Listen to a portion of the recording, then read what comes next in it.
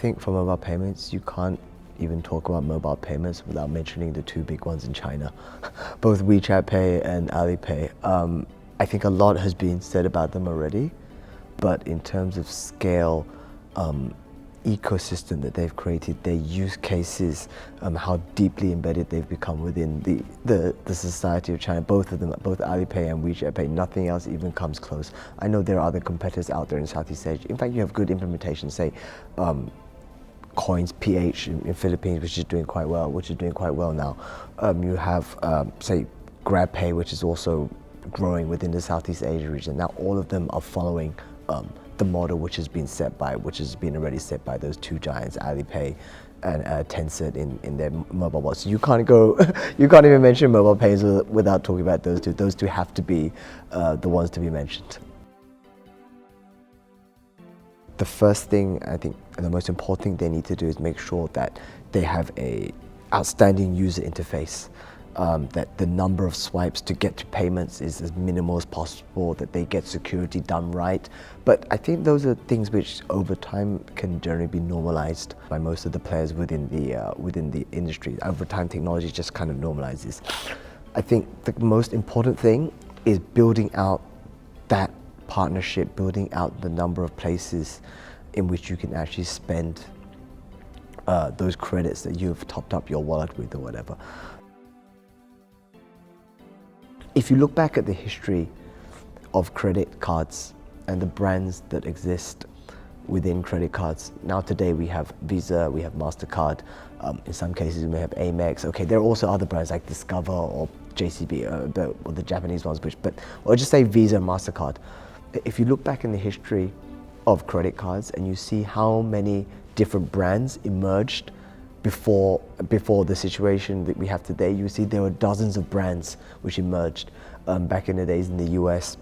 Maybe this department store and that department store, Sears, got together with, I don't know, Macy's or whatever, and they created their own credit card because they wanted to be inclusive. They wanted to hold all the profits together within their own ecosystem, within themselves. Now, okay, that sounds like a good idea on paper for business, but in reality, it doesn't work out. People don't want to hold a dozen different credit cards for different usage, and mobile payments are exactly the same. You don't want to hold a dozen different mobile payment apps for a dozen different purposes. You want as few as possible, and the ideal number is one.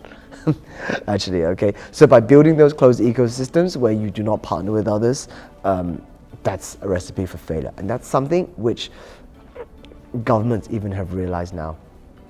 Say governments such as in Singapore and in Thailand, they've actually enforced mandatory interconnectivity between apps, between mobile apps. They have actually come out and said your apps must be compatible with each other. You're going to have a unified QR code for payments, and we're going to solve some of these problems for you just straight off the bat, so you don't even have to deal with them. Okay, so that's definitely I think that's definitely the number one key reason for failure. For local payments, just say payments within country or apps, I don't think there are going to be any great changes within technology. But for mobile payments, cross-border, specifically remittance, I think within 2019, 2020, we're going to see a proliferation of those blockchain players. This is going to be especially especially obvious in markets such as Indonesia and the Philippines. I already see quite a lot of activity coming there. Blockchain as a tool is a very, very useful method to get money from country A to country B in a cheaper and more efficient way. And I think that for cross-border mobile payments, we're going to see blockchain be used as a tool much more. There are already a lot of examples, already a lot of startups, but I think within the next years we're going to see big things happen, and we're going to see some of the incumbent actual remittance players, say those physical players like Western Union, MoneyGram, I think we're going to see them start to feel threatened by these online service providers who are able to send money across borders quicker, cheaper, and more efficiently than they can. I think we're going to see that this year. It depends on a market by market basis. Some are, some aren't. I would say that for mobile payments, though, in comparison to other technologies such as if you look at the development and history of cloud, I think mobile payments have been easier to be accepted by regulators than some other technologies. I think the reason why is that the concepts behind mobile payments are not too dissimilar from deposits and electronic money. I think at their heart they're quite similar, and that's why regulators have been quick to establish rules and frameworks around them. One reason also I think that regulators have taken to mobile payments quite positively is that many countries at the moment, so you look at countries like India, also Vietnam, is currently in the midst of a reducing cash drive, a reducing cash momentum. They want to reduce the actual amount of physical cash which is being used. So I think that's there, on one hand, being a government push to reduce cash.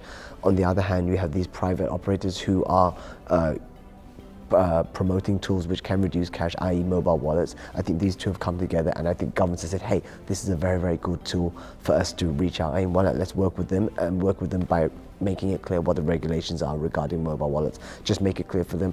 Let's give them the tools and the space that they need to operate in.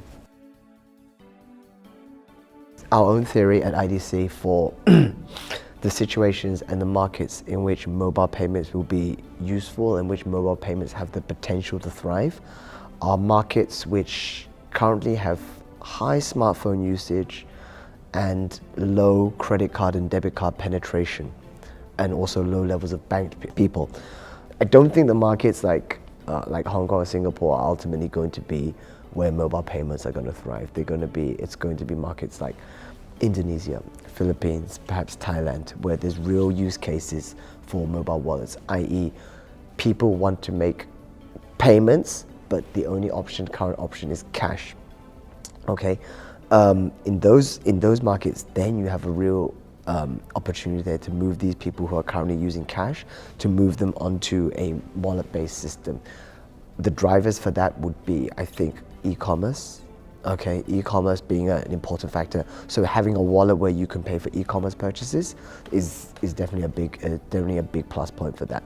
Currently, within markets like Indonesia and Philippines, a lot of e-commerce purchases are still done either by cash on delivery, or they go in to do some kind of banking at the bank account, which is very, very clumsy. Okay, so so Thailand, Indonesia, those markets have the greatest propensity for actually moving to mobile wallets.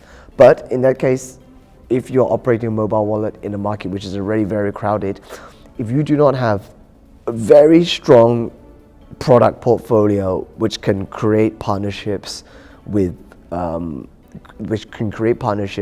other major brands out there, say with the major e-commerce players, with the major ride-hailing players, I don't think your wallet has that much of a chance unless it serves a very, very specialized niche within the market itself. Say like if you're trying to service gamers with their gaming needs, unless you're trying to service that kind of market and you have that deep market knowledge to understand what exactly they want, I would think that a lot of mobile wallet players don't actually stand that much of a chance.